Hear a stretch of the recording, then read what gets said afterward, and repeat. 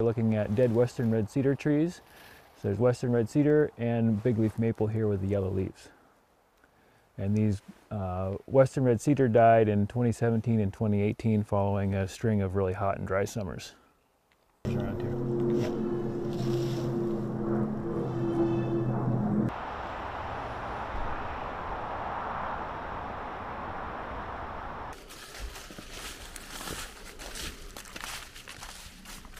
A lot of other areas in the western United States have found evidence of hot drought killing trees, and here in the Pacific Northwest, where it's generally cooler and quite a bit wetter, we're finding evidence that this extended drought during the summer for multiple years is causing mortality. And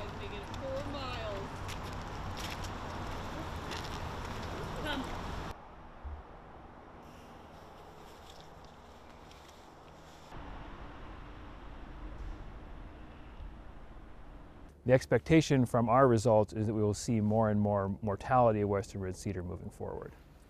Yeah. On to the sea level. But mostly it's of that age. Right. Of when it, yeah.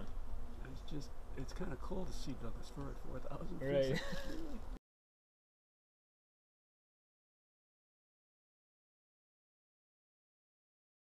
So we know that our native tree species do migrate on their own, but we also have a lot of research now showing that the speed with which they seem to be able to move, looking at historical data on those transitions, is not fast enough to keep up with the projected climate changes in the next 100 years.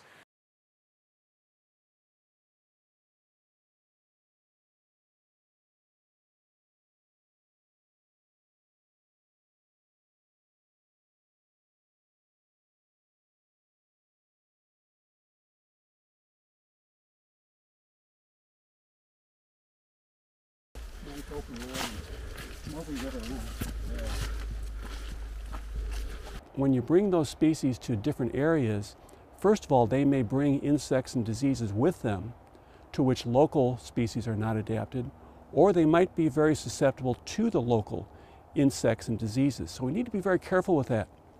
I encourage people to do some experimentation. Yes, let's do this in urban areas.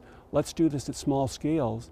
But I think it's too early to start doing it at the scale of hundreds to thousands of acres, because there's a significant risk the farther you move a species from its native habitat.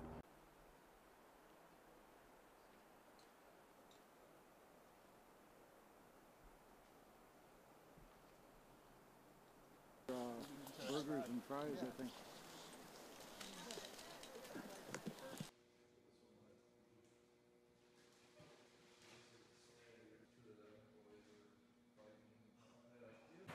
In the end, hopefully we'll have a large number of practitioners who are trying these ideas across the landscape in different landscape positions, different microclimates, different soil types.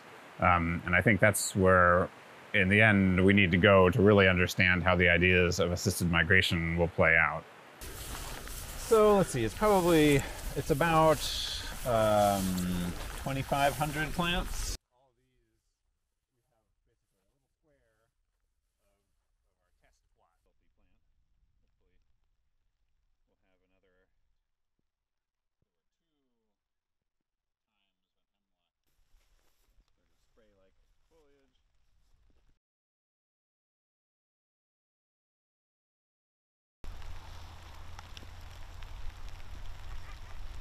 Most of us don't have. We can't continue on adding carbon to the atmosphere, adding greenhouse gases to the atmosphere the way we have been.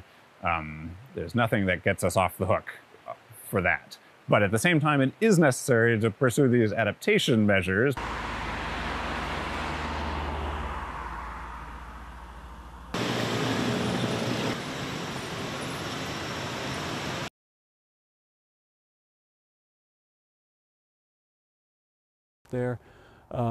We need to buy some time until in future decades maybe we do start bringing down the rate of warming, and then our ecosystems will be able to respond more equitably.